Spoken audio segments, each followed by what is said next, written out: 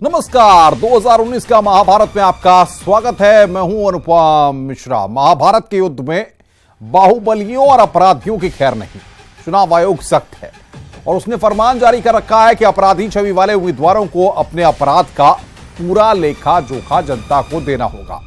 पूरी खबर तफसील से बताएंगे। साथ ही प्रियंका के चुनावी दौरे की कैसी है तैयारी, देंगे आपको पूरी जानकारी। साथ ही बताएंगे मोहम्मद के शहर ताजनगरी का सियासी मिजाज और चूड़ियों के शहर में कैसी है सियासी हलचल। तो चलिए करते हैं आज के सियासी महाभारत का शंखनाद।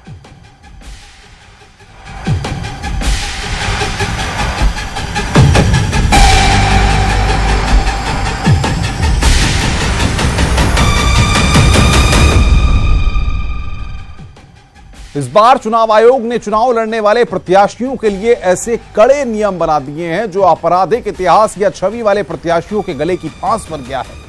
चुनाव आयोग का फरमान है कि उम्मीदवारों ने अपनी जिंदगी में जो भी अपराध किए हैं उसका पूरा लेखा जोखा जनता को देना होगा। नेताजी को इसके लिए टीवी पर बाकायदा विज्ञापन देना होगा ताकि जनता उनकी कलाकारी से वाकिफ रहे। चुनाव आयोग ने बनाए सख्त नियम, प्रत्याशियों के गले की फांस बना नियम, खुद के अपराधों का करना होगा प्रचार, नियमों का पालन करना बेहद अनिवार्य। इस बार के लोकसभा चुनाव के लिए चुनाव आयोग ने ऐसे कड़े नियम बना दिए हैं कि प्रत्याशी पर्चा दाखिल करने से पहले 10 बार सोचेगा।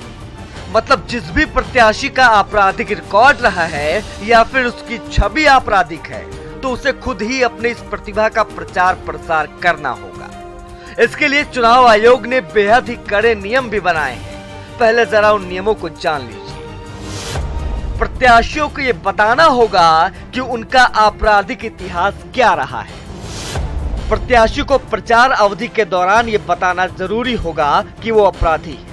प्रत्याशी को इसका व्यापक रूप से प्रचार प्रसार करना होगा। जानकारी को समाचार पत्रों और लोकप्रिय टीवी चैनलों में कम से कम 3 अलग अलग तारीखों पर सार्वजनिक करना होगा। राजनीतिक दलों को भी अपने ऐसे उम्मीदवारों के बारे में अपनी वेबसाइट पर जानकारी देनी जरूरी होगी।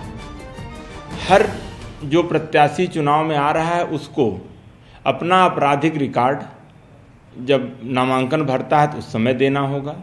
उसकी सूचना उसे अपने दल को देनी होगी। राजनीतिक दल को उसे अपने वेबसाइट पर प्रकाशित करना होगा, अपलोड करना होगा। और साथ ही जब वो नामांकन भरेगा उसमें देगा। और प्रमुख समाचार पत्रों में कम से कम 3 प्रमुख समाचार पत्रों में और टीवी चैनलों में अलग अलग समय पर लगभग 3 बार चुनाव से पहले उसको अपना आपराधिक रिकॉर्ड जनता के सम्मुख लाना।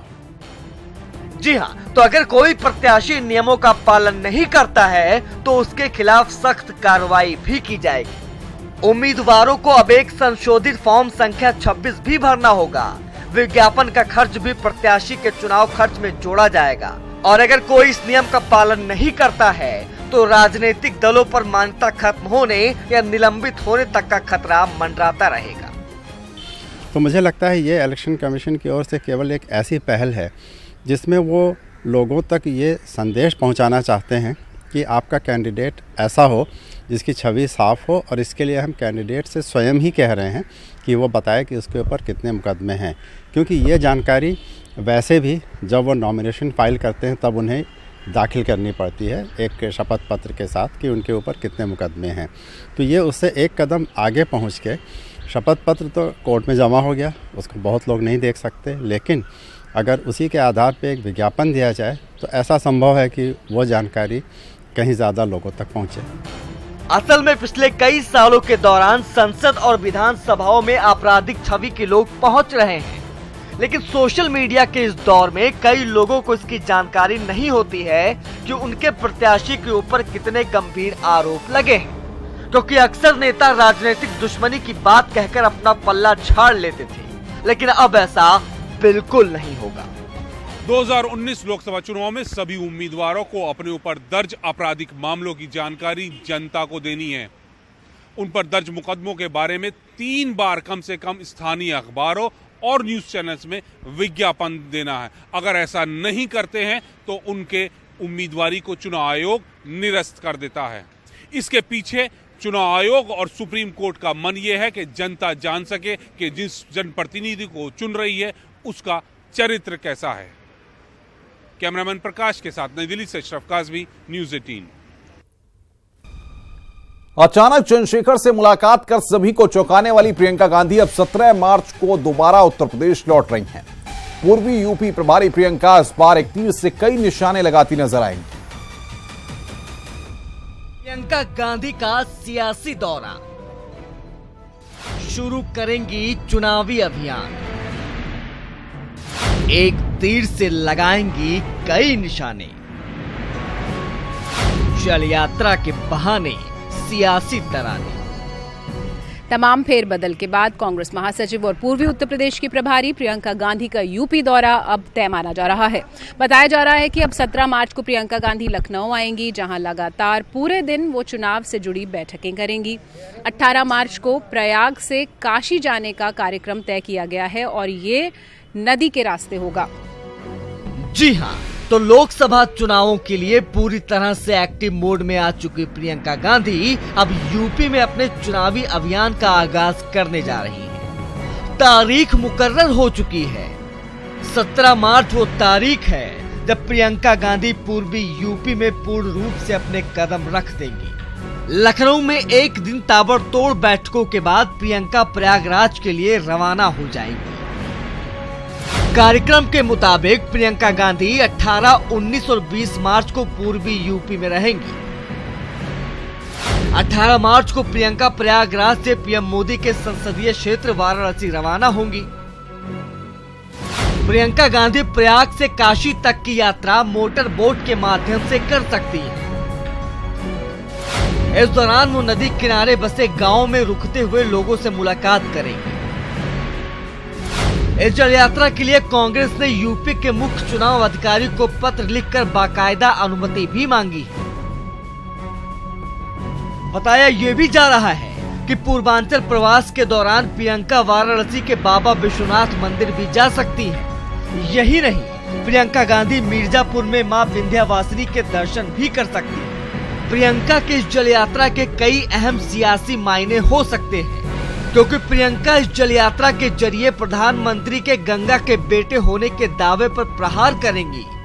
एक पहलू ये भी है कि गंगा किनारे बसे इन गांवों का जातीय समीकरण पिछले वर्ष से ज्यादा जुड़ा है और ये गांव अब तक विकास के दौर में भी काफी पीछे है। खैर, यूपी के सियासी समर में प्रियंका गांधी भले ही कुंभ जाकर संगम में डुबकी ना लगा पाई हो, लेकिन अब प्रियंका मां गंगा की गोद का सहारा लेकर कांग्रेस की नैया पार लगाने की पूरी कोशिश जरूर करेंगी। यात्रा में जो भी नदी किनारे गांव हैं, वहां पर वो लोगों से मिलते हुए जाएंगी और यहां विकास की जो रफ्तार है उसका भी जायजा लेंगी। यानी यूपी के चुनावी समर में, इस चुनावी मैदान में जो अभियान है उसकी शुरुआत नदी के रास्ते प्रियंका गांधी करने वाली हैं। कैमरामैन रवि के साथ शिवानी शर्मा, न्यूज़ 18 उत्तर प्रदेश, लखनऊ। तो कांग्रेस में जान फूंकने की कोशिश कर रही हैं प्रियंका गांधी और लगातार अब दौरे की बात हो रही है। पिछला दौरा रद्द हो गया, अब 17 तारीख को माना जा रहा है कि वो एक बार फिर पूर्वी उत्तर प्रदेश के दौरे पर आ रही हैं। आगे बढ़ते हैं। अब बात रोजाना की तरह हम कुछ लोकसभा सीटों की प्रोफाइल्स आपको दिखाते हैं, उनके बारे में अब आपको बताते हैं। आज बात करते हैं चूड़ियों के शहर की। जी हां, समझ रहे होंगे आप, ये बात फिरोजाबाद की हो रही है। फिरोजाबाद की लोकसभा सीट की हम बात कर रहे हैं। समाजवादी पार्टी के लिए लकी सीट मानी जाती है। यहां से समाजवादी पार्टी की दूसरी पीढ़ी के नेता अक्षय यादव सांसद हैं। 2014 के चुनाव में उन्होंने यहां पर बड़े अंतर से जीत दर्ज की और पहली बार लोकसभा में पहुंचे। हालांकि इस बार इस सीट पर एक ट्विस्ट देखने में आ रहा है। आइए जानते हैं कि फिरोजाबाद लोकसभा सीट का सियासी समीकरण कैसा है और वहां का इतिहास क्या कहता है।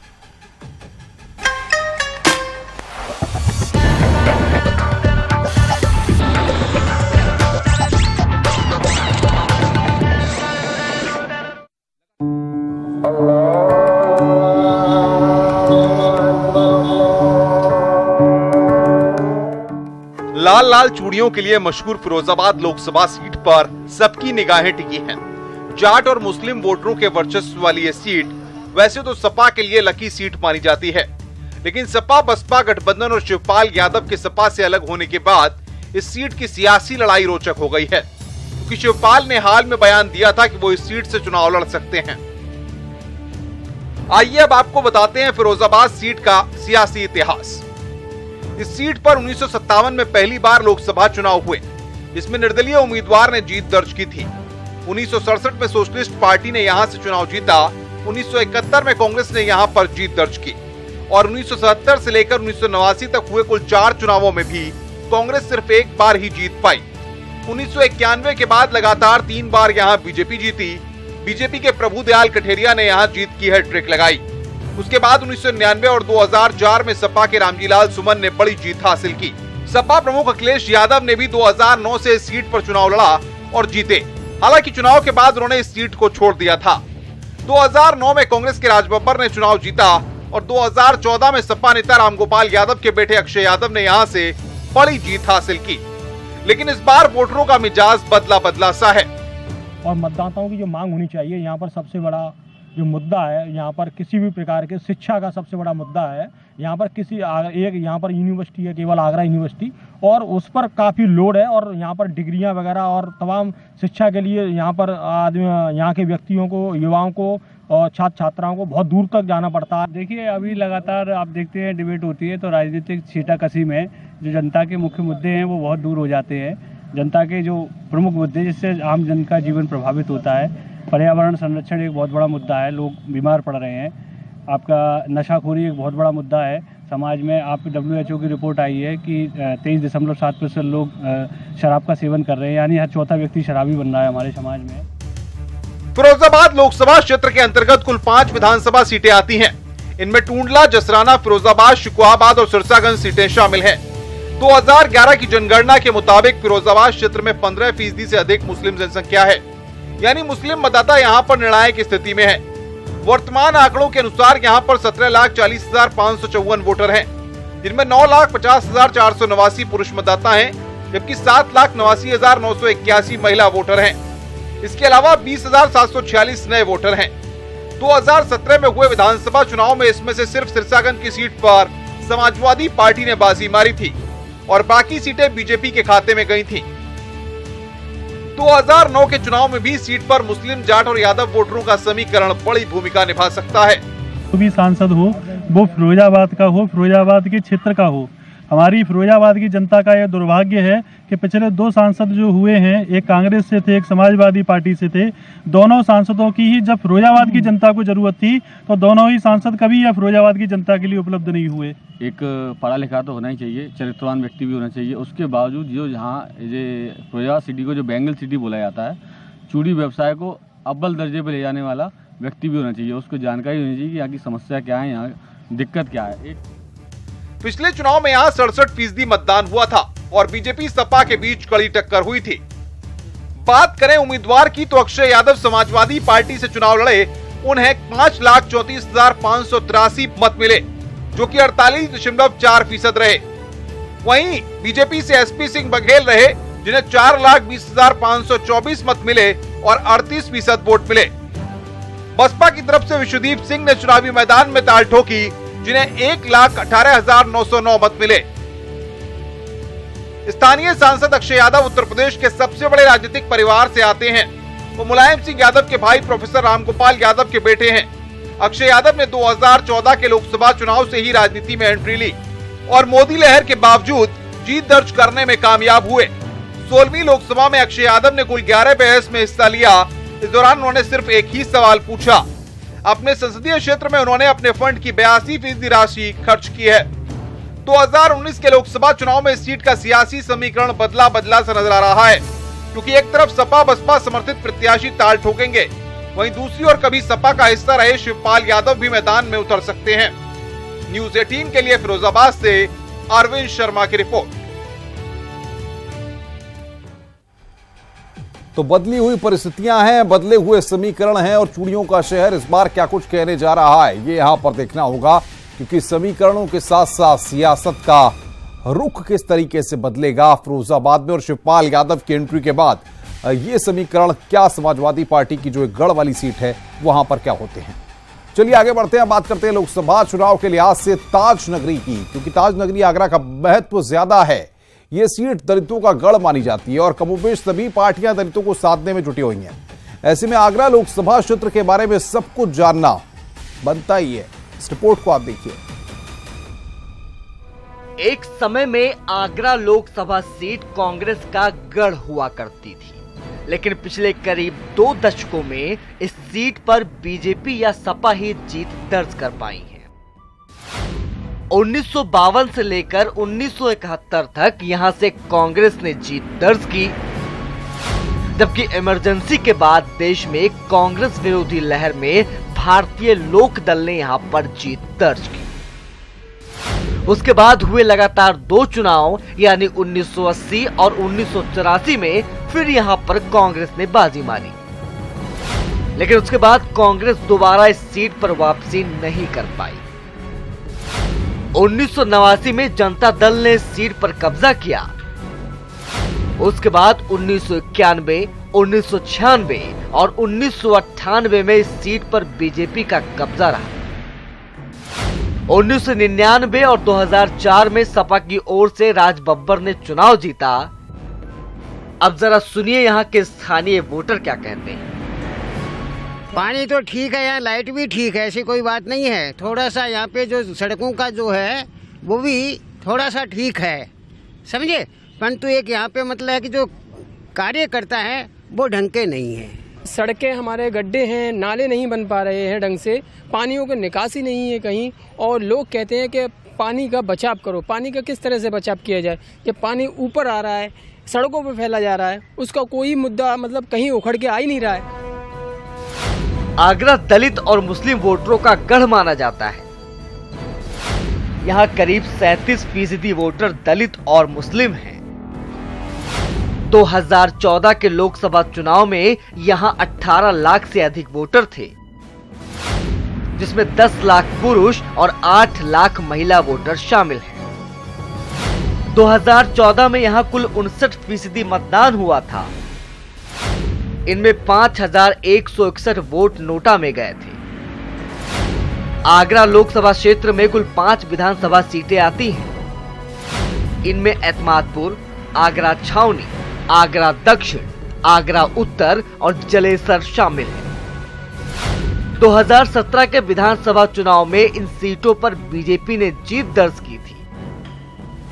सियासी हलकों में चर्चा है कि आगरा लोकसभा सीट से मायावती खुद चुनाव लड़ सकती है। चुनाव में इलाके में हुई दलित उत्पीड़न की घटनाएं मुद्दा बन सकती हैं। हालांकि फिलहाल स्थानीय नौजवान दूसरे मुद्दों की बात कर रहे हैं। सर, रोडों पे जो गड्ढे हो रहे हैं, गड्ढों की वजह से एक्सीडेंट वगैरह होता है। अगर सरकार यहाँ कहती है कि रोड सड़क बनाएंगे, डिजिटल इंडिया आगरा यूपी को बनाएंगे, अब जब जगह जगह पर गड्ढे हैं तो डिजिटल इंडिया कहाँ से बनेगा। बात अगर 2014 के लोकसभा चुनाव के नतीजों की करें तो बीजेपी के उम्मीदवार रमाशंकर कठेरिया को 5,83,716 यानी 54.5% वोट मिले। दूसरे नंबर पर रहे बसपा के नारायण सिंह सुमन को 2,83,453 यानी 26.5% वोट मिले। तीसरे नंबर पर रहे समाजवादी पार्टी के महाराज सिंह ढांगर, जिनको 1,34,708 यानी 12.06% वोट मिले।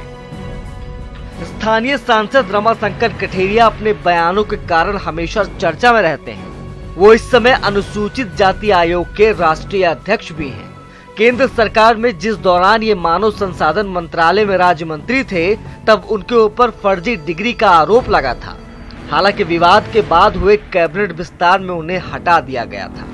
कठेरिया आगरा लोकसभा सीट से लगातार 2 बार चुनाव जीत चुके हैं। राजनेता होने के अलावा रमाशंकर कठेरिया एक लेखक भी हैं। उन्होंने समाज से जुड़े कई मसलों पर कुछ किताबें भी लिखी हैं। कठेरिया ने सांसद निधि के तहत मिलने वाले 25 करोड़ रुपए के फंड में से 97.65% रकम खर्च की। वैसे तो यूपी की सभी सीटें सियासी पार्टियों के लिए अहम हैं, लेकिन दलित वोटों को देखते हुए ये सीट सभी पार्टियों के लिए अहम कह सकते हैं। अब सवाल ये है कि यहाँ के दलित मतदाता 2019 के लोकसभा चुनाव में ताज नगरी का ताज किसके सर सजाएंगे, देखना दिलचस्प होगा। न्यूज़ 18 के लिए आगरा से हिमांशु त्रिपाठी की रिपोर्ट। अब बात करते हैं राहुल गांधी की। कल राहुल गांधी देहरादून में चुनावी रैली को संबोधित करेंगे, जिसे कांग्रेस का 2019 चुनाव का औपचारिक आगाज माना जा रहा है। लेकिन सवाल है कि आखिर कांग्रेस ने प्रचार के शंखनाद के लिए इस बार देवभूमि को क्यों चुना है। शनिवार को देहरादून का परेड ग्राउंड एक और चुनावी रैली और राजनीतिक घटनाक्रम का गवाह बनेगा। मौका होगा कांग्रेस के राष्ट्रीय अध्यक्ष राहुल गांधी की चुनावी रैली का। लोकसभा चुनाव के मौके पर सियासी जमीन उत्तराखंड की होगी, लेकिन संदेश पूरे देश के लिए होगा। खुद कांग्रेस के नेता मानते हैं कि राष्ट्रीय अध्यक्ष की देवभूमि उत्तराखंड में रैली के बड़े सियासी मायने हैं। ये बड़े सौभाग्य की बात है कि वो पूरे राष्ट्रीय अभियान की शुरुआत जो है उत्तराखंड से कर रहे हैं। उत्तराखंड देवभूमि है, वीर भूमि है, और ऐसी पवित्र जगह से मैं समझता हूँ जब एक संदेश पहाड़ों से जाएगा तो पूरे हिंदुस्तान में जो है वो फैलेगा। विशेषज्ञ मानते हैं कि राहुल गांधी का राजनीतिक व्यवहार बदल रहा है। यही वजह है कि बीजेपी की विचारधारा को जवाब देने के लिए राहुल ने देवभूमि को चुना है, और चुनावी मौसम में हिंदुत्व से लेकर राष्ट्रवाद तक जुड़ने के लिए उत्तराखंड से बेहतर जमीन नहीं हो सकती। वो देवभूमि से संदेश देना चाहते हैं पूरे देश में कि जो कांग्रेस पार्टी है उसकी जो विचारधारा है, और किस तरह विचारधारा की लड़ाई कांग्रेस इस चुनाव में 17वीं लोकसभा के चुनाव में लड़ेगी, ये मैसेज देने की कोशिश हो सकती है। अब देखना होगा कि शनिवार को कांग्रेस अध्यक्ष राहुल गांधी 2019 के चुनाव के लिए देश और देवभूमि को क्या संदेश देकर जाते हैं।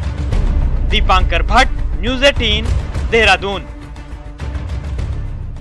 लोकसभा चुनाव का बिगुल तो पहले ही बज चुका है। प्रदेश में लोकसभा की 5 सीटें हैं, उत्तराखंड की हम बात कर रहे हैं, लेकिन सबकी निगाहें हरिद्वार की सीट पर टिकी हुई हैं। इस बार यहां पर किसानों की भूमिका काफी अहम रहने वाली है।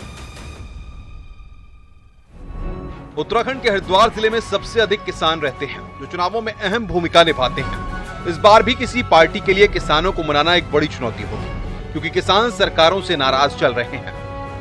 अभी हम अपनी रणनीति बना रहे हैं। हमारे हाईकमान का स्तर पर आदेश होगा, जैसा भी हाईकमान स्तर का आदेश होगा उसी के अनुसार यहाँ हरिद्वार में भी काम किया जाएगा, और जो भी बहिष्कार का होगा तो बहिष्कार करा जाएगा, और नहीं दूसरा कोई निर्णय होगा तो दूसरा निर्णय का डिसीजन जो भी लिया जाएगा वो हाईकमान स्तर के निर्णय का ही हम स्वागत करेंगे। हमारे पास आता रहे, जाता रहे, फोन सुनता रहे, किसी की समस्या का हल करो, ऐसे सांसद की जरूरत है। 5 साल के कार्यकाल में कितने खुश हो? हम खुश नहीं। किसान इस बार अपनी समस्याओं को लेकर आर पार के मूड में हैं, लिहाजा किसान भी इस बार रणनीति बनाने में जुट गए हैं। इसमें चुनाव बहिष्कार के साथ प्रत्याशियों के बहिष्कार का भी फैसला लिया जा सकता है। 2014 में आपको कहा था किसान की आमदनी दुगनी करेंगे, बताया तो कहाँ कर दी। और हम इन सारे कामों को करेंगे और इन गाँव में घूमने रोकेंगे ना, तमाम लोगों को इनके पर्चे देंगे, पर्चों पर जवाब होगा लिखित हम देंगे ना। जो कोई घोड़ा पत्र करते हम इन्हें घोड़ा पत्र देंगे अपना एक। तुमने क्या वादे करे थे, क्या करा, अपनी तनख्वाह कर ली दुगनी, थाना कुंचा पड़ रहा था आमदनी का। बहरहाल इस बार हरिद्वार के किसानों को मनाना पार्टियों के लिए बड़ी चुनौती होगी। न्यूज़ 18 के लिए हरिद्वार से मनोज जुयाल की रिपोर्ट।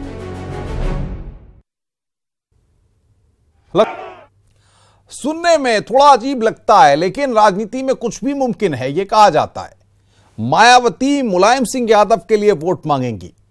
राजनीतिक हलकों में यह खबर इतनी आसानी से पचने वाली नहीं लगती है। उत्तर प्रदेश में मुलायम सिंह यादव और मायावती की सियासी अदावत जगजाहिर हो चुकी है। दोनों नेता एक दूसरे को फूटी आंख नहीं सुहाते थे, लेकिन अब 26 साल के बाद मायावती नेताजी के लिए वोट मांगेंगी। 19 अप्रैल को मुलायम की परंपरागत सीट मैनपुरी में जब बहन जी प्रचार करेंगी, तो यह उत्तर प्रदेश ही नहीं समूचे देश का बड़ा सियासी घटनाक्रम होगा, क्योंकि दुनिया के किसी सियासी पंडित ने कभी यह नहीं सोचा होगा कि एक दूसरे को देखकर मुंह फेरने वाले राजनीति के सबसे बड़े 2 धुर विरोधियों के राजनीतिक दल कभी हाथ मिलाएंगे।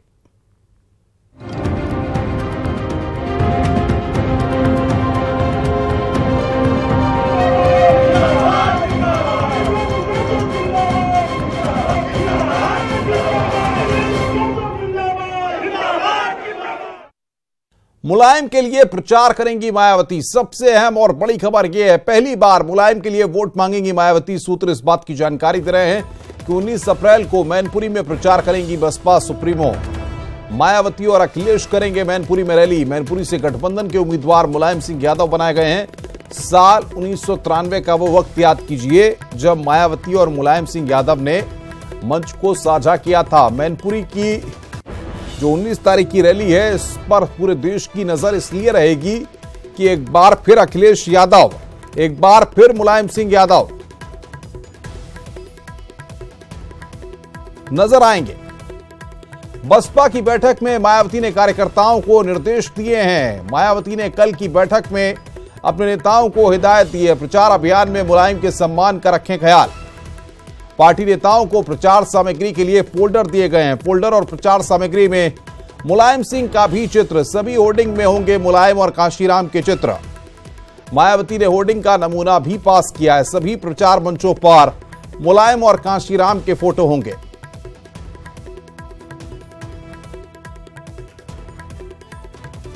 और बातचीत करने के लिए इस वक्त हमारे साथ राजीव सिंह, हमारे संवाददाता बीएसपी के दफ्तर से हमारे साथ सीधे जुड़ रहे हैं तमाम अपडेट्स के साथ। कपिल श्रीवास्तव समाजवादी पार्टी के प्रवक्ता हमारे साथ जुड़ रहे हैं। अंशु अवस्थी कांग्रेस के प्रवक्ता हमारे साथ जुड़ रहे हैं चर्चा में। आप सबका बहुत बहुत स्वागत है। सबसे पहले राजीव, मैं आपके पास आऊंगा। जो ये खबरें निकल करके सामने आ रही हैं कि मायावती मुलायम सिंह यादव के लिए प्रचार करेंगी, आसानी से गले से नीचे नहीं उतरती है। एक मंच पे क्या हम फिर मुलायम सिंह यादव को, मायावती को, अखिलेश यादव को 1993 के बाद माया मुलायम एक साथ एक मंच पर देखेंगे? ये तस्वीर क्या 19 तारीख को समूचे देश को, समूची दुनिया को दिखने वाली है?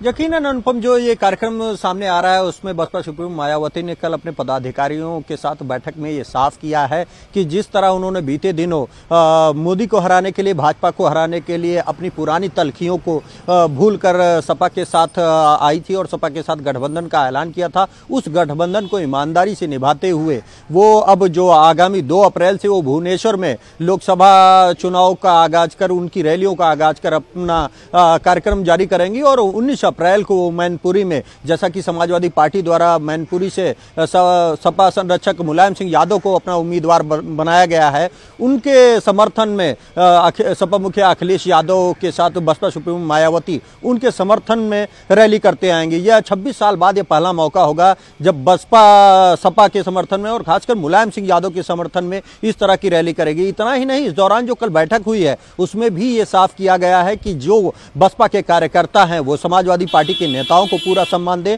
खासकर सपा संरक्षक मुलायम सिंह यादव का सम्मान दे, जिसके तहत न सिर्फ वो विभिन्न रैलियों में उनका जिक्र करें, उनके संघर्षों का जिक्र करें, बल्कि जो बैनर, पोस्टर, होर्डिंग है उनमें भी उन्हें सम्मानजनक स्थान दिया जाए, उनकी फोटो लगाई जाए। और लगातार जो कैंपेनिंग पूरे उत्तर प्रदेश में इस लोकसभा चुनाव के दौरान होनी है, उसमें ये कहीं नहीं सामने आना चाहिए कि बसपा ईमानदारी के साथ इस गठबंधन को फॉलो नहीं कर रही है। और उसी रणनीति के तहत जो बसपा सुप्रीमो मायावती ने साफ किया है कि 19 अप्रैल को वो खुद मैनपुरी में मुलायम सिंह यादव के समर्थन में चुनावी रैली करेंगे। इस दौरान 12 चुनावी रैली सपा के समर्थन में। जो बात आप कह रहे हैं, सियासत में वैसे तो ये कहा जाता है कि कब कौन सा नफा नुकसान, कब कौन सा समीकरण, सब कुछ मुमकिन है। दोस्त दुश्मन बन जाते हैं, दुश्मन दोस्त हो जाएं और कुछ भी चीजें हो जाती हैं। लेकिन मुलायम सिंह यादव और मायावती की जो अदावत है, ये आज की अदावत नहीं है।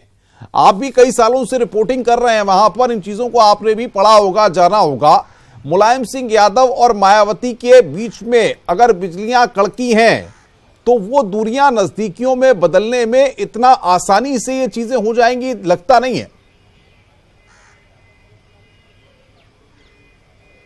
देखिए, भले ही जिस तरह से गेस्ट हाउस कांड के बाद सपा मुखिया मुलायम सिंह और बसपा सुप्रीमो मायावती के बीच तल्खी बढ़ी थी, उस दौरान बसपा सुप्रीमो मायावती ने न सिर्फ कई गंभीर आरोप लगाए थे बल्कि यहां तक ऐलान कर दिया था कि वो किसी भी कीमत पर अब सपा का समर्थन नहीं करेंगे। लेकिन जिस तरह राजनीतिक घटनाक्रम बदला, जिस तरह से सपा बसपा हाशिए पर गए और लगातार एक मोदी लहर चली, उससे निपटने के लिए बीते दिनों ही बसपा सुप्रीमो मायावती ने यह साफ कर दिया था कि वो एक बड़े दिल के साथ जो पुरानी तल्खियां सपा के साथ साथ रही हैं, मुलायम सिंह यादव के साथ रही हैं, उनको दरकिनार करके देश के लिए, मोदी को हराने के लिए वो एक साथ आएंगे और दोनों सपा बसपा एक साथ लड़कर जो भाजपा की जीत की मुहिम लगातार जारी है उसको रोकने का काम करेंगे। और शायद यही कारण है कि अपने राजनीतिक अस्तित्व को बचाने के लिए, अपनी पार्टी को खड़ा करने के लिए बसपा सुप्रीमो मायावती ने ये फैसला लिया है कि जो आगामी लोकसभा चुनाव है उसकी 12 रैलियां सपा के समर्थन में वो खुद करेंगी, जिसमें मैनपुरी लोकसभा क्षेत्र भी शामिल है। हालांकि ये सच है कि जिस तरह से तलखी गेस्ट हाउस कांड के बाद सामने आई थी, जिस तरह से सपा के कार्यकर्ताओं नेताओं ने बसपा सुप्रीमो मायावती पे हमला किया था और उसके बाद जो तस्वीरें अब देखने को मिल रही हैं वो निश्चित रूप से भले ही जनता और कुछ राजनीतिक दलों को न पच रही हों, लेकिन ये हकीकत है क्योंकि मायावती ये चाहती हैं कि अगर अब वो साथ नहीं देंगी और वो ईमानदारी के साथ इस गठबंधन से के साथ नहीं रहेंगी तो निश्चित रूप से भाजपा से निपटना, मोदी से निपटना एक बड़ी चुनौती होगी। और उन्हें पूर्ण विश्वास है कि सपा के साथ बसपा मिलकर न सिर्फ बीजेपी को करारी अगर मायावती यहाँ पर इस गठबंधन के लिए प्रचार करने के लिए जा रही हैं तो मुलायम सिंह यादव के स्टेटमेंट का भी हम लोगों को इंतजार करना चाहिए कि मुलायम सिंह कैसा फील करते हैं। अगर मायावती उनके लिए प्रचार करने के लिए जाएंगी तो मुलायम सिंह यादव की फीलिंग किस तरीके की होगी, क्योंकि 1993 के बाद गंगा और यमुना में पानी तो बहुत बह गया है। मुलायम सिंह यादव ने सियासत का बहुत बदला हुआ दौर भी देखा है। राजीव, यकीनन अनुपम, अगर इसकी बात की जाए तो कहीं ना कहीं ये जरूर असहज स्थिति सपा के सामने है। जिस तरह बीते दिन उन्होंने संसद के अंतिम दिन उन्होंने कहा कि वो एक बार फिर से प्रधानमंत्री नरेंद्र मोदी को प्रधानमंत्री बनते हुए देखना चाहते हैं और वो प्रधानमंत्री नरेंद्र मोदी को अगले प्रधानमंत्री के रूप में शुभकामनाएं देते हैं। तो इसके बाद सपा के साथ ही साथ बसपा के सामने भी असहज स्थिति खड़ी हो गई थी कि खुद सपा संरक्षक इस तरह की बात कर रहे हैं। और जब उन्होंने ये बयान दिया तो कांग्रेस मुखिया सोनिया गांधी भी उनके बगल में बैठी हुई थी और लगातार उनके जो बयान इस तरह के हैं वो सामने आते रहे हैं। अभी कल ही खबर आ रही थी कि उन्होंने जो संभल सीट से अर्पणा यादव के टिकट के लिए सिफारिश की थी, लेकिन आज उन अटकलों पर विराम लग गया है। और बिल्कुल ये बदले हुए समीकरण है और बदले हुए समीकरणों में कुछ भी जायज है, कुछ भी मुमकिन है। कपिल श्रीवास्तव समाजवादी पार्टी के प्रवक्ता हमारे साथ हैं, अंशु अवस्थी कांग्रेस के प्रवक्ता हैं।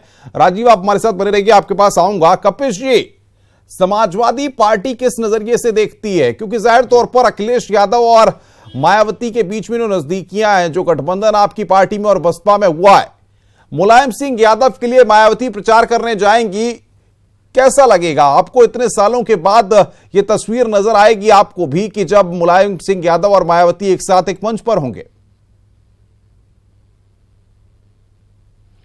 जी अनुपम जी, आप बिल्कुल सही बात कह रहे हैं। देखिए, सबसे बड़ी चीज यह है कि परिवर्तन प्रकृति का व्यवहार है और इसे हर व्यक्ति को समझना चाहिए। वक्त काल परिस्थितियों के अनुसार देश के हित के लिए जो भी स्थितियां बनती हो उनको अपने साथ लेना चाहिए और आगे समय में आपने देखा होगा कि समाजवादी पार्टी ने 2017 में एक बड़ा शुचिता का यज्ञ किया है और उस यज्ञ के बाद से हमारे जो राष्ट्रीय अध्यक्ष महोदय हैं उनका जो व्यवहार और जिस तरीके से उनका रहा है, नहीं, ये सारी चीजें ठीक है कपिल जी। तो मैं ये मान लूं क्या दूरियां जो थी, जो दिलों में अदावत थी, जो मन में खटास थी, वो सब मुलायम सिंह यादव के भी मन में दूर हो चुकी है, मायावती के भी मन में दूर हो चुकी है और 19 तारीख वो तारीख होगी जो ये बताने की तारीख होगी कि मुलायम सिंह यादव और मायावती अब एक दूसरे के साथ हाथ से हाथ मिलाकर खड़े हैं? देखिए, राजनीतिक विरोध हो सकता, अदावत ऐसी कुछ नहीं थी, ठीक है। मन में कोई अंतर हम लोग में शुरू से ही नहीं रहा है, लेकिन ठीक है, नीतियों का लेकर के हम लोग विरोध मेरे पास बयान भी है वो अगर आप कहेंगे 1-2 घंटे देंगे तो मैं वो सालों पुराने बयान 93 से लेकर के अब तक के निकलवा के सुना सकता हूं। कपिल जी, जो बातें कागज पे हो, जो बातें जनता जानती हो, उनमें झूठ नहीं बोलना चाहिए। मुलायम सिंह यादव ने मायावती के लिए क्या कहा, मायावती ने मुलायम सिंह यादव के लिए क्या कहा, ये छुपाए किसी से क्या? ये छुपाए किसी से क्या? नहीं, अनुपम जी, सबसे बड़ी बात यह होती है कि जब एक नया इतिहास के दौर में देश पहुंचता है और देश को कहीं बचाने की स्थिति पैदा होती है तो इस तरह की बातों को बहुत पीछे रख दिया जाता है कि पहले क्या हुआ था। आप तो खुद देख सकते हैं, भारतीय जनता पार्टी ने जिस पीडीपी को आतंकवादियों का दल कहा था, जिसको कहा था कि पाकिस्तान के फंडिंग से चलती हैं, 3.5 साल तक उन्होंने केवल सत्ता की मलाई चट करने के लिए उन्होंने ये बेमेल गठबंधन किया था। यहां तो हम लोग आधार एक है, चाहे वो समाजवादी पार्टी का हो या बहुजन समाजवादी पार्टी। ये आपने भी क्योंकि समाजवादी पार्टी के साथ दोस्ताना रिश्ते निभाए हैं पिछले वक्त में 2017 में, और आपने भी वो फील लिया होगा। यहां पर फील कोई और ले रहा है इस वक्त 2019 के लिए। तो सपा और बसपा का जो साथ है मुलायम सिंह और मायावती के लेकर के, दोनों के एक जो रिलेशनशिप है, दोनों की जो दूरियां हैं, वो कहीं ना कहीं खटास अब खत्म करने के लिए 19 तारीख आ रही है, मुझे ऐसा लगता है। कांग्रेस किस नजरिए से देखती है? देखिए अनुपम जी, आपने काफी सारी बातें स्पष्ट कर दी हैं और कपीश जी ने उसमें कई सारी चीजें अपने तरीके से बताई हैं, लेकिन सारी चीजें जनता के संज्ञान में हैं। कांग्रेस पार्टी जनता के मुद्दों पर ध्यान दे रही है। हम जनता की जो बातें हैं हम अपने मैनिफेस्टो में रखेंगे, उनकी जो समस्या। सवाल यह है कि दो दलों का गठबंधन है, अच्छी बात है। कोई किसी के लिए प्रचार करेगा, कोई किसी को प्रधानमंत्री बना रहा है। मुलायम सिंह जी ने कहा कि हम चाहते हैं मोदी जी प्रधानमंत्री बने। असली मुद्दा यह है कि जनता को क्या मिल रहा है। क्षेत्रीय दलों ने जो भी गठबंधन किया, अच्छी बात है, करना चाहिए, सभी को बाबा साहब ने अधिकार दिए हैं, लेकिन जनता को क्या मिलेगा? क्योंकि भारतीय जनता पार्टी ने भी बड़े बड़े वादे किए थे कि साहब हमको जिताइए, 73 सांसद दिए उत्तर प्रदेश से, लेकिन आप देखिए कि क्या हालात हैं उत्तर प्रदेश में। आज चाहे आर्थिक स्तर पर हो, जो भी पलायन है वो रुक नहीं रहा। आर्थिक स्तर पर हम पीछे घट गए हैं। कौन सा दर्द बयां कर रहे हैं? बहुत ज्यादा कमी है। रोजगार, नौजवान सड़क पर कभी आपने ऐसा दर्द बयां नहीं किया। इस बार आपके साथ नहीं आई, आप गठबंधन का हिस्सा नहीं है, इसलिए दर्द बयां हो रहा है क्या भाई? जब आपकी सरकार थी, दोनों ही दल आपके साथ सपोर्ट करते थे आपको, वो तो वक्त याद कीजिए। आज ये दर्द क्यों बयां कर रहे हैं आप? जी मैं फिर से कह रहा हूं, इस बात को समझ लीजिए। कांग्रेस पार्टी अपने मुद्दों से हटने वाली नहीं। असली मुद्दे इस देश के किसानों की समस्या है और नौजवानों की समस्या है। नौजवानों और किसानों को लेकर क्या रणनीति है क्षेत्रीय दलों के पास, यह जरूर बताना पड़ेगा, क्योंकि राष्ट्रीय स्तर पर भारतीय जनता पार्टी के सामने श्री राहुल गांधी जी के नेतृत्व में कांग्रेस लड़ाई लड़ रही है। ये कांग्रेस की बात ही नहीं है। में सभी दलों अंशु अवस्थी मुद्दे से मत पूछिए, मुझे सिर्फ एक बात बताइए, मुझे एक बात बताइए, मुलायम सिंह यादव और मायावती एक मंच पर होंगे, कांग्रेस को खुशी होगी? कमजोर किया जा रहा है। मुलायम सिंह यादव मायावती एक मंच पर एक साथ होंगे, कांग्रेस को खुशी होगी? देखिए, ये खुश तो उन लोगों को होना चाहिए जो प्रधानमंत्री नरेंद्र मोदी जी को बनाना चाहते हैं, उनके लिए खुशी की बात हो सकती है। मुझे आप बताइए, पूरा देश जब नरेंद्र मोदी की जन विरोधी नीतियों से परेशान है, अरे आपको मोदी से मुकाबला करना है तो सपा और बसपा के गठबंधन से भी तो मुकाबला करना है का? ये भी तो समझिए अंशु अवस्थी, आप इस बात को नहीं समझ रहे हैं। अगर आपके मुकाबले में मोदी है तो ये सपा बसपा का गठबंधन भी है। मायावती भी आपको फाइट दे रही है, मुलायम सिंह यादव भी फाइट दे रहे हैं और अखिलेश यादव भी फाइट दे रहे हैं आपको। ये क्यों नहीं समझ रहे हैं आप? देखिए, एक चीज समझ लीजिए कि हमारी लड़ाई भारतीय जनता पार्टी की जन विरोधी नीतियों से है। नरेंद्र मोदी जी ने उद्योगपतियों के लिए काम किया है भाई, तो सपा बसपा आपके क्या दो साथ के पहलू हैं? सपा बसपा के साथ क्या क्या खेल पकड़ा है, खिचड़ी क्या पकड़ेंगे? तो वो बताइए। आपका मुकाबला तो सपा बसपा से भी है ना। मुलायम सिंह यादव के लिए भी तो आपको कहना पड़ेगा, मायावती के लिए भी आपको कहना पड़ेगा कि सिर्फ नरेंद्र मोदी से आपका मुकाबला है। मैं रिपीट कर रहा हूं, कांग्रेस पार्टी का कोई मुकाबला सपा बसपा से नहीं है, भारतीय जनता पार्टी की जन विरोधी सरकार से। और जब जब जरूरत पड़ी है हमने भारतीय जनता पार्टी का सफाया किया है। भैया कपिल श्रीवास्तव जी, आपसे कोई मुकाबला ही नहीं मान रही कांग्रेस, आपको तो कहीं देख ही नहीं रही है। राहुल गांधी जी के नेतृत्व कहां खड़े हैं आप? अपनी स्थिति खुद बताइए कपिल श्रीवास्तव। के लोगों को एक साथ आना चाहिए। नहीं, बिल्कुल अनुपम जी, मैं कहना चाहूंगा कि समाजवादी पार्टी भी यही मानती है और हमारा गठबंधन भी यही मानता है कि हमारा कोई मुकाबला कांग्रेस से नहीं है। हमारा जो भी मुकाबला है वो भारतीय जनता पार्टी का है। और अगर सारे दल मिलकर के भारतीय जनता पार्टी से लड़ रहे हैं तो कांग्रेस भी कहीं ना कहीं से हम लोगों को मजबूत करेगी, क्योंकि जो उत्तर प्रदेश के अंदर जनाधार साबित जनाधार रहा है वो समाजवादी पार्टी और बसपा के अंदर ही रहा है। मैनपुरी की सीट को आप देखिएगा, कम से कम 7 लाख के मतों से हम लोग जीतने का काम करेंगे, इसमें कहीं दो राय नहीं है। और दूसरी बात, जब समान विचारधारा के लोग हैं तो कहीं ना कहीं उत्तर प्रदेश से अगर हम जीत करके भारी मात्रा में आते हैं तो कांग्रेस को या तो हमें समर्थन देना पड़ेगा या हम लोग इनका समर्थन करेंगे, क्योंकि लड़ाई तो यहां संविधान बचाने की है। लड़ाई तो यहां पर जो धर्मवाद की कपिल श्रीवास्तव संकीर्णता की विचारधारा को हटाने की बात आप कर रहे हैं। सारे लोग आप कहते हैं, आपके नेता कहते हैं अखिलेश यादव कि उन्होंने कांग्रेस हमारे साथ गठबंधन में है, 2 सीटों पर आप कांग्रेस को वॉक ओवर देते हैं। कांग्रेस है अपनी लिस्ट पर लिस्ट जारी कर रही है, आखिर ये खिचड़ी किस तरीके से पका रहे हैं? जनता को क्यों बरगलाने की कोशिश कर रहे हैं आप? नहीं, अनूप जी, ये कहीं खिचड़ी नहीं है। हमारे राष्ट्रीय अध्यक्ष महोदय ने बहुत पहले से कह दिया है कि हम समान विचारधारा के लोग हैं, हम लोग एक साथ हैं। यही बात राहुल गांधी अरे भाई, कांग्रेस अपनी अलग लिस्ट लेकर के आ रही है, आप अमेठी रायबरेली वॉकओवर दे रहे हैं, आप कह रहे हैं समान विचारधारा, तो अलग अलग डंडे लेके सब लड़ेंगे, उसका मतलब क्या है? नहीं, आप बीजेपी को हराने की बात कर रहे हैं। नहीं अनूप जी, साफ बात है कि हमारा गठबंधन 2 सीटों पर है। हम 2 सीटों पर अपने प्रेम से, अपने सम्मान से कांग्रेस के लिए जगह छोड़ी है, इसलिए कि हमने पहले भी छोड़ी है। ऐसा नहीं है कि ये पहली बार छोड़ रहे हैं। कहीं ना कहीं हम लोग का जो छोटा सा रिएक्शन लूंगा, फिर राजीव के पास चलना होगा मुझे। अंशु अवस्थी जो बात कह रहे हैं कपिल श्रीवास्तव, इससे आप सहमत हैं? अनुपम जी देखिए, मैं फिर से स्पष्ट कर रहा हूं। देखिए एक चीज समझ लीजिए, मैं फिर से स्पष्ट कर रहा हूं कि कांग्रेस पार्टी उत्तर प्रदेश में पूरी मजबूती के साथ फ्रंट फुट पर लड़ेगी। ये हमारे राष्ट्रीय अध्यक्ष राहुल गांधी जी ने कहा है। प्रियंका गांधी जी के आने के बाद मतलब ना आपको मायावती से खतरा है, ना आपको अखिलेश यादव से खतरा है, ना आपको मुलायम सिंह यादव से खतरा है, और आप सारी सीटें जीतेंगे। सभी दलों को ये बाबा साहब के बनाए संविधान ने अधिकार दिया कि सभी दल चुनाव लड़ सकते हैं। जनता तय करेगी। असली ताकत अनुपम मुलायम सिंह यादव के सामने कांग्रेस का कैंडिडेट होगा कि नहीं होगा? नहीं है, कांग्रेस का कैंडिडेट नहीं होगा मुलायम सिंह यादव के सामने है। अंशु अवस्थी जवाब दीजिए, इधर उधर की बात नहीं, इधर उधर की बात नहीं। अंशु अवस्थी, मुलायम सिंह यादव के सामने कांग्रेस का कौन कैंडिडेट होगा? कैंडिडेट होगा भी कि नहीं होगा? उनकी जन विरोधी नीतियों को अंशु अवस्थी जवाब दीजिए, मुलायम सिंह यादव के सामने क्या कांग्रेस का कैंडिडेट होगा कि नहीं होगा? आप भी वॉकओवर दे रहे हैं। अनुपम मिश्रा जी, ये बातें डिबेट में प्रवक्ता नहीं तय करते, राष्ट्रीय नेतृत्व तय करेगा और जो भी होगा आपको सूचित किया जाएगा। चलिए, मैं राजीव के पास एक बार फिर चलूंगा। राजीव, तस्वीरें इस बात की गवाही देंगी 19 तारीख को कि बदले हुए स्थितियों में गंगा और यमुना का पानी तो जिस तरीके से बहा है वो बहा है।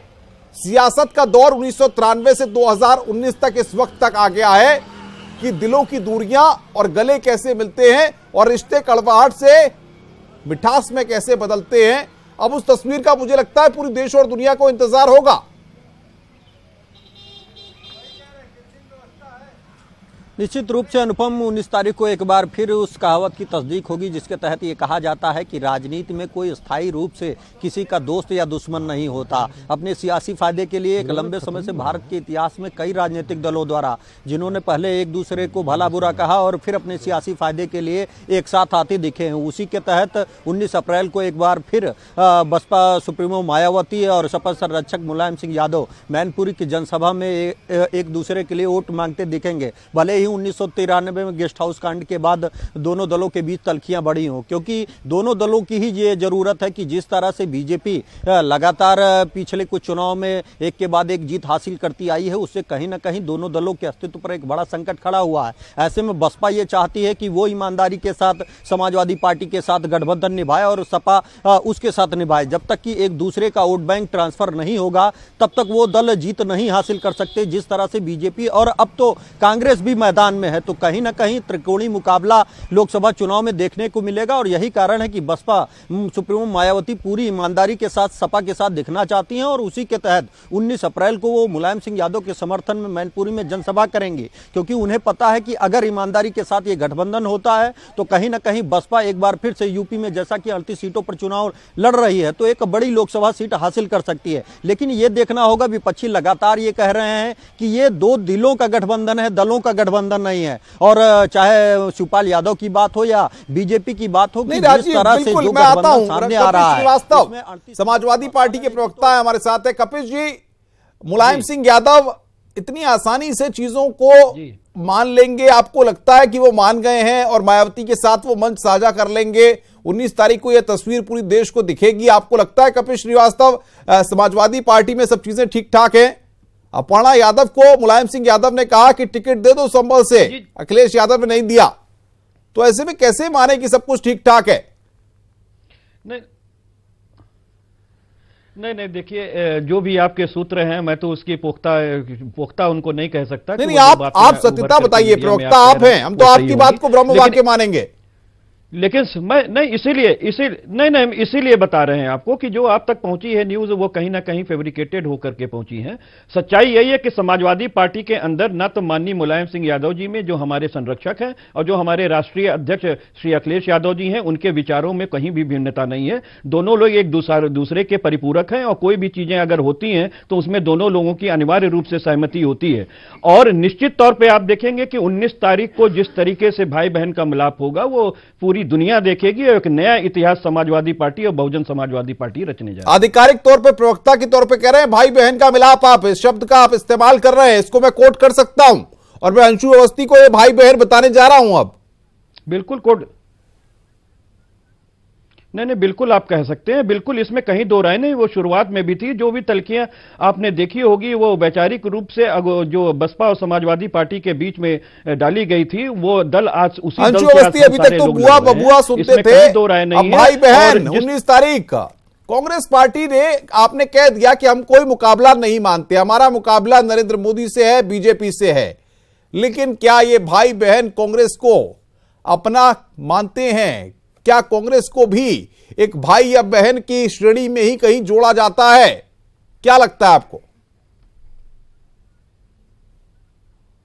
देखिए एक चीज समझ लीजिए कि कांग्रेस पार्टी, मैंने फिर कहा कि हमारा गठबंधन जनता से है और मोदी सरकार की जनविरोधी नीतियों को लेकर हम क्या हैं आप? आपका रिलेशन क्या है इनके साथ, इन भाई बहन के साथ? ये तो बताइए, कांग्रेस का क्या रिलेशनशिप है? इन्होंने तो बता दिया कि भाई बहन 19 तारीख को सामने आएंगे। आपका रिलेशनशिप क्या है?